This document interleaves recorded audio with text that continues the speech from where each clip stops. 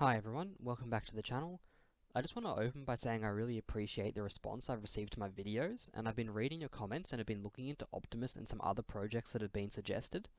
This video also came from the comments, and I'll be showing you how to interact directly with smart contracts on-chain using a block explorer.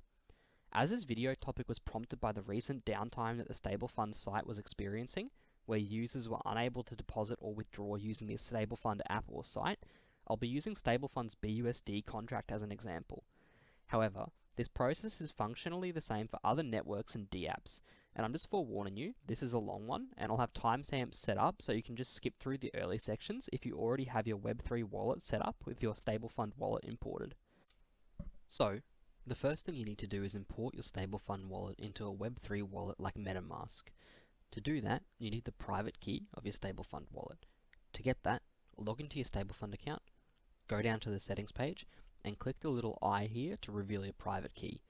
And I want to stress, never under any circumstances reveal your private key to anyone or enter it into any website. The only time you need to provide your private key is when you are setting up or importing your wallet for the first time. That's it. No legitimate website will ever ask you for it. Anything that does is a scam. With your private key in hand, you want to open MetaMask. Now, if you don't already have it installed, you can just get it as an extension for most browsers.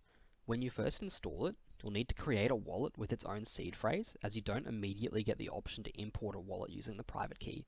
Once you have MetaMask installed and set up, you want to click in the menu in the top right, go to Import Account, ensure private key is selected in the drop-down, paste in your wallet's private key, and click Import. This will import the wallet into MetaMask, and you should notice that the public address displayed up the top of MetaMask matches the public address that's shown in the StableFund app. With your Web3 wallet set up and your wallet imported, the next step is to actually start interacting with the contracts. So, as we are looking at the BUSD contract, we'll go to the BUSD contract on BSC scan, which I'll provide a link to in the description, as well as the links to the BNB and Matic contracts. Just note that if you're doing this process for the Matic contract, you'll have to use the Polygon network and Polygon scan rather than the Binance Smart Chain and BSC scan. Once on the Block Explorer, we can click into the Contract tab. The first tab, Code, shows the source code of the contract for those that are interested. However, the tabs we are interested in are the next two, Read Contract and Write Contract. The Read Contract tab has read-only functions, which are basically used for getting information from the contract, like searching up a wallet address to see what deposits it has made. As it is read-only, you don't need to connect your wallet to use these functions. This is in contrast to the Write Contract tab, which contains functions that are able to make changes or write to the smart contract. Due to this, you need to connect your wallet, as can be seen by the Connect to Web3 button. Before we do this though, I just want to stress that when interacting with sites using a Web3 wallet, always read what permissions you are giving to the site. A legitimate request to connect with your wallet doesn't pose any risk, as it only grants the site permission to suggest transactions for you to approve, not enact transactions by itself. Some malicious sites will actually prompt you to approve transactions when you click a button on their site to connect your wallet, so just make sure you read what you are approving in your wallet. So with that said, let's carry on.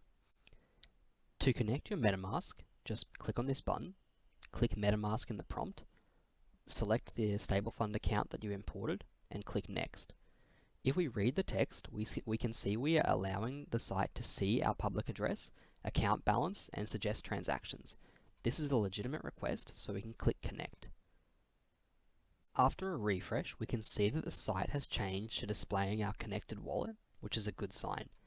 Now, we are able to call the functions on the contract using this imported wallet. Before we do this though, I just want to say that during this process, if you are prompted to approve a transaction with an abnormally large gas fee, you have something configured incorrectly.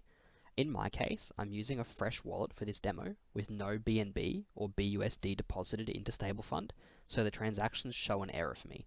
If you see this error, it could mean that you have entered a contract parameter incorrectly, so just double check your inputs before proceeding. So the first thing we'll look at is claiming your pending rewards. This can be done quite simply by clicking on Write Function 2, Claim All Rewards, and clicking Write, and then approving the transaction in your MetaMask.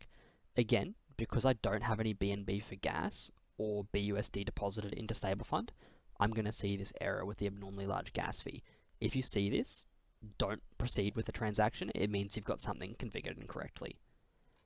If you want to check what rewards you have pending before claiming, you can open MetaMask and copy your public wallet address to the clipboard, go to the read contract, select read function 6, get all claimable rewards, and paste in your wallet address and click query. And this will return the pending rewards you have.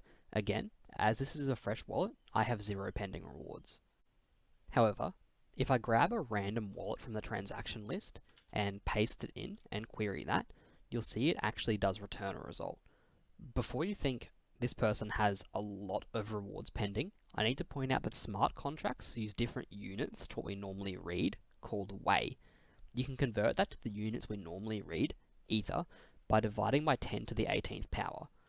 Or alternatively, you can just use a conversion site, like this one, which I'll link in the description below.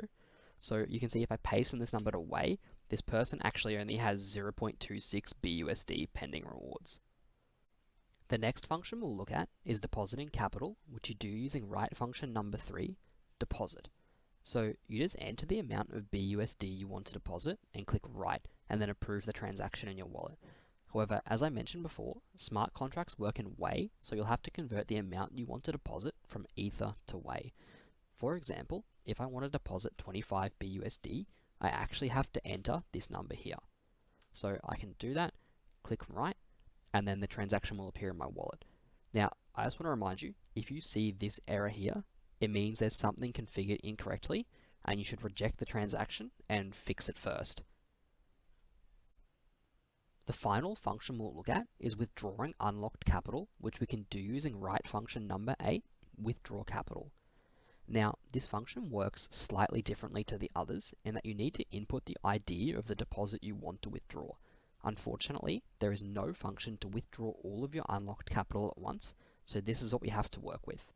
So what we can do is swap over to the read contract tab, select read function number 8, get own deposits, and enter your wallet's public address from MetaMask.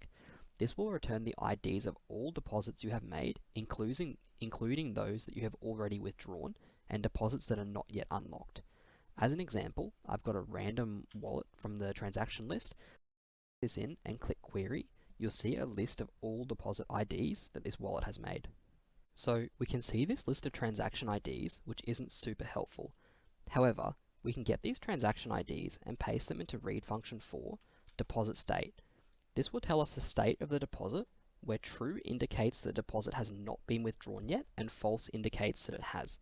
It also tells us the date at which the deposit was made in the form of a Unix timestamp.